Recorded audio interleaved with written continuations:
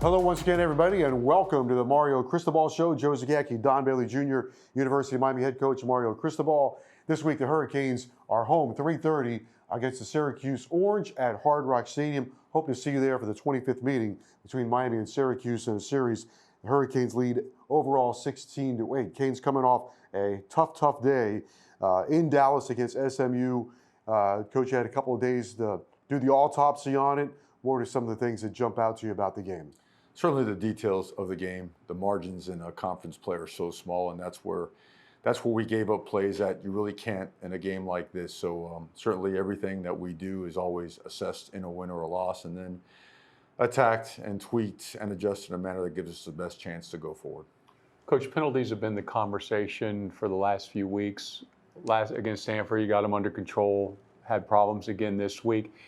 Please let everybody know that it is addressed every day, and it's addressed at practice, it's addressed at a meeting room, and punishment in some sort of another or conversation is always implemented. Yeah, you know, we've had a very good processes here over time, and really start off the season really doing well in most of those departments.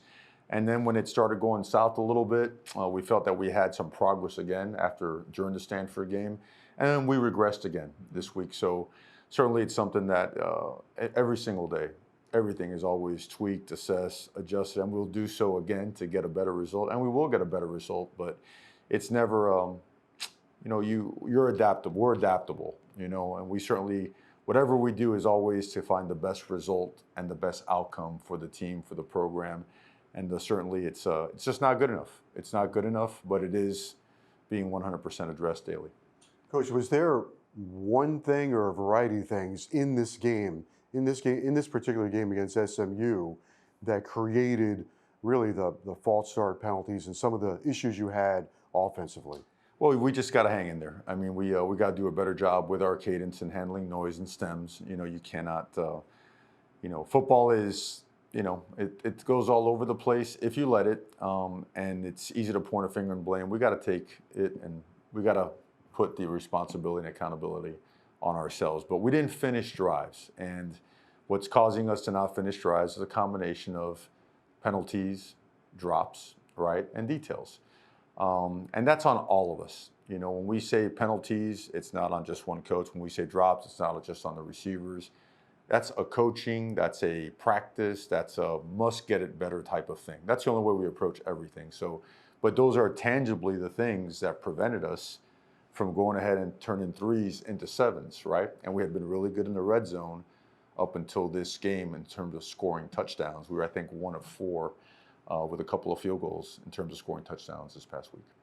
Coach, I'll get to Carson Beck in a moment, but as far as quarterback protection, I believe since Florida State, including Florida State, the offensive line has not given up a sack in 5 weeks, 4 or 5 weeks it is. And that takes a lot of work, and that's a rare occurrence to be able to go that long without giving up a sack. Yeah, it's certainly one of the best in the country at providing a clean pocket, and that's everybody. That's the quarterback, that's the offensive line, that's the running back, that's the tight ends. That's what we do schematically, and you know, it's not the snap the whistle part. You know, there's some really high level execution, some really strong and bright moments there. It's the pre-snap stuff. You know, that's the part that has to be cleaned up, because you know, the more you have of those, you find yourself making plays, but you're just getting back the yardage you gave up to begin with. So that's been a huge focal point, and I know we're going to get a better result going forward. As you go through this game, it's pretty clear who the more talented team is, and the numbers are reflecting it, right? Third downs, you're like at 50%. I think they were under 25% trying to convert on third down. You run the ball for more yards. They're running the ball for negative yardage for most of the game. You're one play away from several times from winning the game. How frustrating was it for you to try to just keep pushing to get to that final play to put this thing to bed? Well, the first thing I'll say, it's not about more talented teams. They have just as much talent as anybody else, and as much as we do. So I wouldn't say that. But I would say that the margins that we gave up, that we gave away, certainly hurt us. And they made plays too. I respect football too much just to say that the other team didn't show up. That's not true. They have a good football team. They did a lot of good things. But there were several margins and opportunities where we hurt ourselves. and took points off the board, prevented points from getting on the board they're frustrating. You know why? Because they're all fixable and it's all us. It's all us, which is different than being helpless where, man, we don't have a guy that could run this or a way to protect that. It's not that. That was a frustrating part. And credit to our players and their level of care, the amount of pain felt in that locker room, and their approach to come in today and to approach it like a true professional and really, really intentionally try to get better.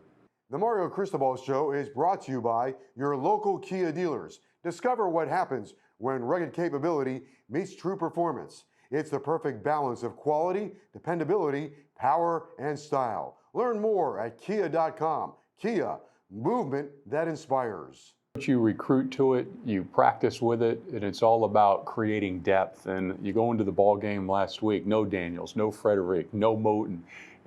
But this time of year, that happens, and it's so important to continue to build depth from week 1 till now. It is, towards the end of the Stanford game, we got hit with some things that we didn't know. We didn't know if they were going to be serious enough to hold the guy out or not, but medically, our medical team was very optimistic that they were going to be able to go, but come game time, we're down 3 and then a 4 starter. And because of the way that we rep and practice, we feel strongly that if someone has to go in there might be a talent or an experience drop-off initially, but in time, we're going to be able to recoup and get some real productive play out of those positions. And credit to the guys that stepped in there. They were counted upon. They did some good things, some other areas to improve upon, but they didn't hurt us. Coach, take us through the RPO, the run pass option, because so many times the quarterback has the option to hand the football off. That could have been a rushing down and rushing yardage, or he can pull it and throw it, or he can keep it. What goes through those decisions? Well, it's a lot. I mean, it depends if it's a horizontal stretch or a vertical stretch. Sometimes you marry up the wider run game with the down the field throws because your linemen don't have a chance to get up the field as much, and it makes it a legal play.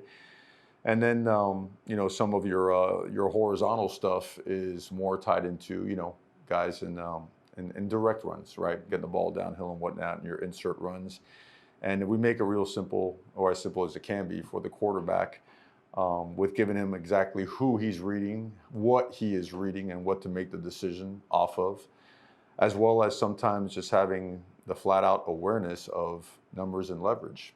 Sometimes in football, it's not always exactly like you draw it up on the board or like you practice it. And you don't want to make your players robots, right? Sometimes there's an access throw where a guy's uncovered or the coverage is so soft and backed up that no matter what, you want to put the ball in the hands of a receiver. Sometimes they overplay a play, and even though the read doesn't dictate such, you might want to spit the ball out there or hand it off due to an error that you see on defense. And then also you have what you call your troubles, meaning that if a certain look is coming that you really don't have the run protected, meaning enough hats to get on, enough defensive hats, that you have a way to put the ball in play in a manner that doesn't provide you with a negative play. You talked about this a couple times today, so you're probably getting worn out on it, but put the game into overtime, and we've talked before on the practice field and such about the need to score. There's times where there's a need to score or a want to score. You're at the 25 with only 25 seconds to go. Carter Davis's longest field goal is 53, which means you got to get at least down to their 40-yard line, right? If I'm doing the math right. With only 35, right? 35-yard line with only 25 seconds left, and the metrics are not in your favor.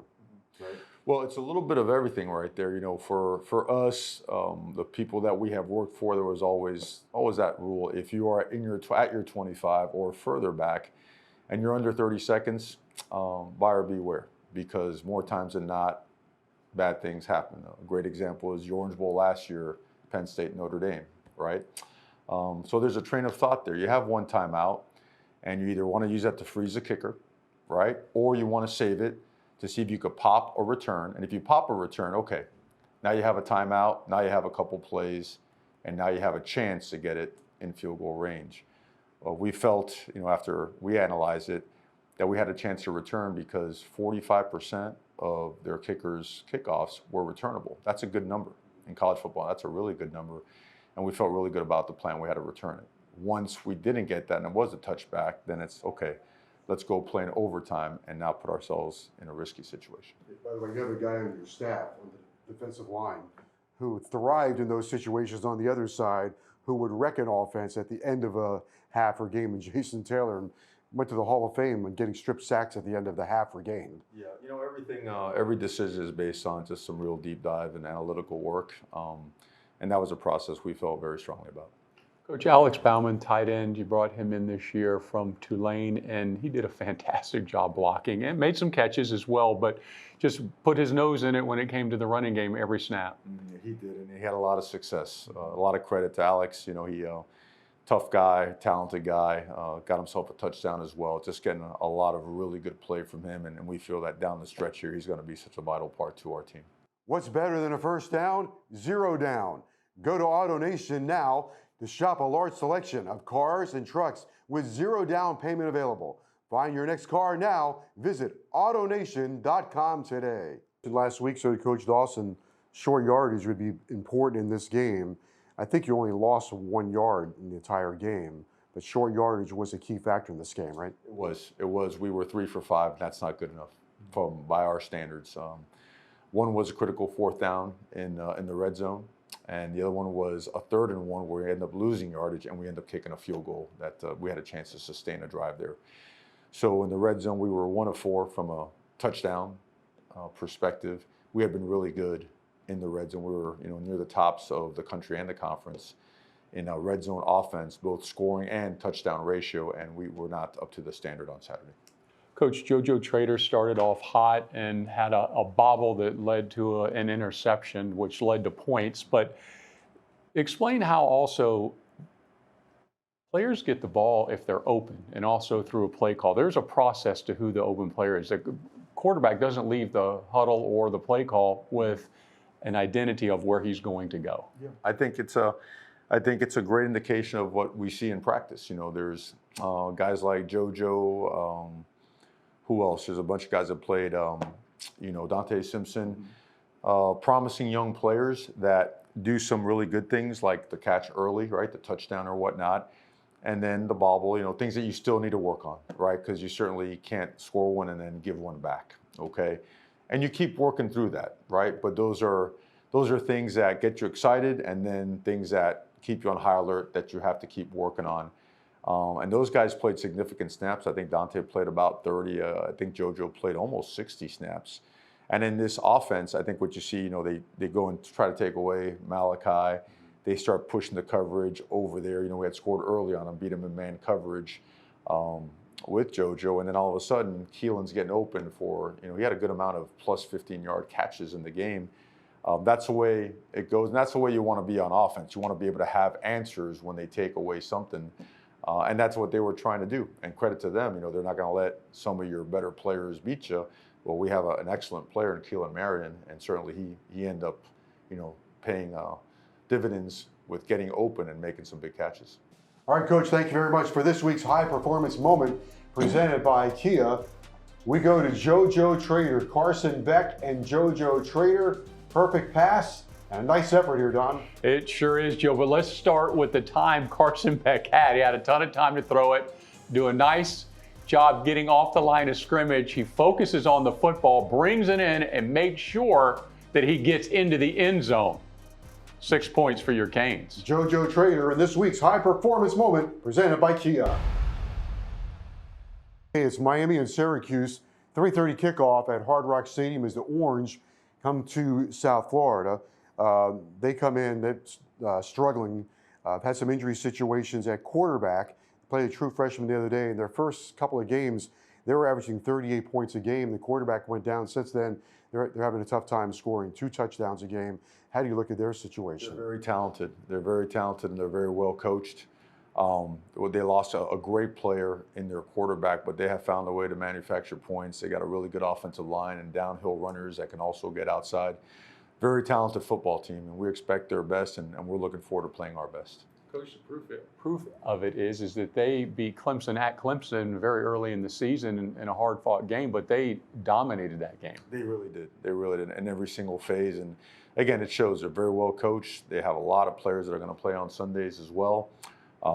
And they're, it looks like they're really good players are also healthy, so a lot to prepare for. Certainly, schematically they present a lot of challenges, and we're looking forward to getting to Saturday and putting our best foot forward.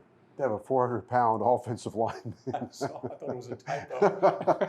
But that being said, behind the 400-pound offensive lineman, they have two running backs that seem to enjoy running inside and run really hard. Yeah, and they're big physical runners. They are contact plus 2 and 3 yards. They do not go down on first contact. And they do a good job just pushing piles, getting their feet in the ground and just rolling, right? Knee drive and everything else that goes with it. So physical football team with a lot of really good players. Their wide receiver, Jonte Cook, the leading receiver, he does an excellent job in space and finds a way to get open every snap. He does. He was one of the most highly recruited guys in the country, and rightfully so. Awesome young man. They're super explosive, really fast, can hurt you in a lot of different ways, can take a screen game to the house just like that. Is really good in the run game as well, puts his hat in there and moves people. And he blows by corners. He really does. He's got excellent speed, elite speed, and just makes the contested catch time and time again. A year ago, I think their defense maybe was termed, they would defend you as the flavor of the week, whatever they thought they had to adjust to. Are they still with that kind of philosophy? Well, they make it difficult to get a beat on. They do a lot. They really do. They mix up the coverages. They give you different pictures. They make the quarterback make post-snap decisions while getting pressure in his face, and that's difficult, So that's always a challenge with a team that can disguise coverages really, really well, and that has enough guys that could play both zone and man coverage. So, and up front, they're big and physical. So, great challenge for us. It's led them to have the ability to have a lot of takeaways. Their corner, Davian Kerr's got 3 interceptions on the year, but that secondary's ball hawks. Yeah, no doubt. And they're long. They're long, lean guys. They can get their hands on people. In contested catches, they can get up in there and use their hands and use their length to just defend and bat balls away. Very good technique, so they're coached really well. It's a team that, again, is on the cusp of a lot of really good things. And, again, we got to prepare to be at our very best on Saturday. They've got a Hulk at linebacker.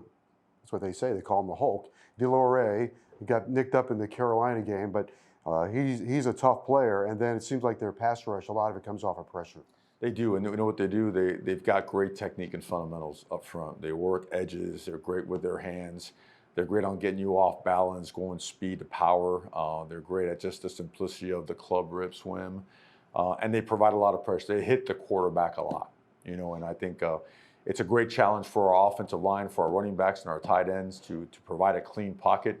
But they're going to be challenged on every single play because these guys can bring it. Coach, the worst thing to do is for anybody to look at their record and yawn. 3-6 this is not a 3-6 football team. There's the reasons why they have that record. Yeah, those records are out the window, man. It's conference play. I mean, in conference play, records don't mean a thing anymore. Every single week is a playoff game for everybody, and certainly that's the way that they and us are going to treat the game.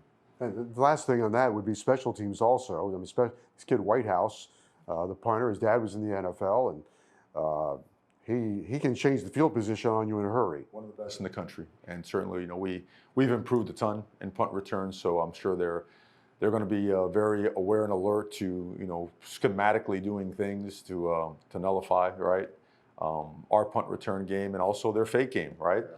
The best way to not punt the ball, right, is to continue moving the sticks and sometimes throwing a couple fakes in there. So we have to be very aware because they're coming in the form of an onside kick, a surprise onside, a bloop, a dribble, something of that nature, and certainly in the punt game as well. People like to make declarations on seasons, as Lee Corso would say, not so fast. You have 4 games left. I know you want 1-0, but I'll always say, if you finish with 10 wins, you're probably in the hunt for something. And so there are opportunities out there for you in this chaotic chaos of college football. No doubt, and that's big picture reality. I think we all know that. That it's a 4-game season and what that can lead to, and it all starts and ends with opportunity number 1 on Saturday. That has to be the focus of everybody. Getting ahead and looking ahead is only going to cause you to trip upon what's in front of you. So we have a great opponent coming in. It's right around the corner. Day 1 of preparation was today. Got to have a great night of prep and a great day tomorrow. UHealth is accelerating access to world-class care.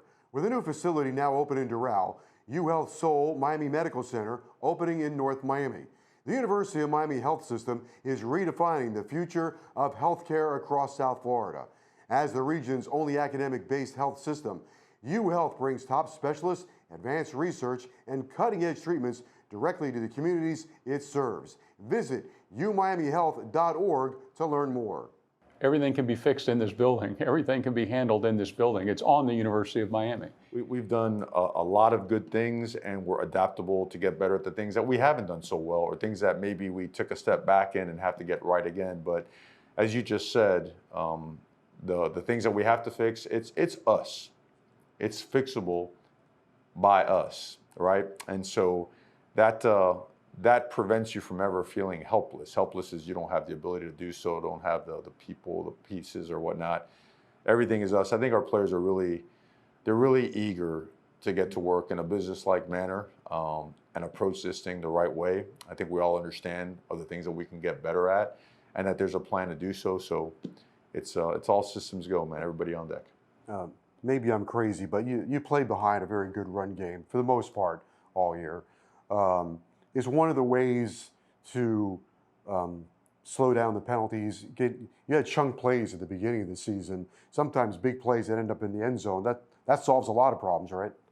It sure does. I mean, they're related, right? Your explosive plays in the passing game lead to more explosive plays in the run game because people have to play you a little bit different. We're efficient. Like, we've moved the sticks, especially, this past game. I thought there was a lot of progress in that. We pushed the ball down the field better this past game as well.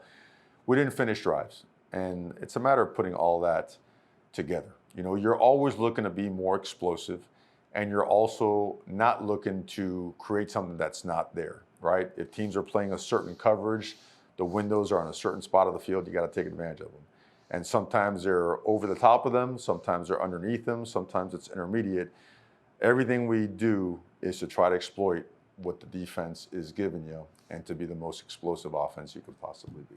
And you can be very frustrated in a loss, which I know you are, and the team as well, but you're not helpless. I mean, there's ways to get better, and fortunately you have this weekend to do that. Yeah, we're just a very real operation. We don't live in fantasy land. We don't BS ourselves. We don't. I mean, we approach everything just like our parents raised us, and the way we expect our players to one day raise their kids, with reality, with honesty, and with work. Get all the BS, all the trash, all the noise out the way. It's not part of being a football player. Being a football player is having grit, toughness, determination, and looking at yourself in the mirror and bringing your very best to the table. People that don't fit that got to get out of the way. That's the only way we do things. That's the way that Miami is going to continually work itself back to where we want to be as a program. And we've had a lot of progress, and brother, we're right back to work, mouth shut, eyes looking forward, so that we can get the result that we want. All right, Coach, very good. Thank you very much. Best of luck against Syracuse. Always go Canes. All right, we'll see you next week. That's University of Miami head coach Mario Cristobal. For Don Bailey Jr., I'm Joe Zagacki. We'll see you next week right here on the Mario Cristobal Show.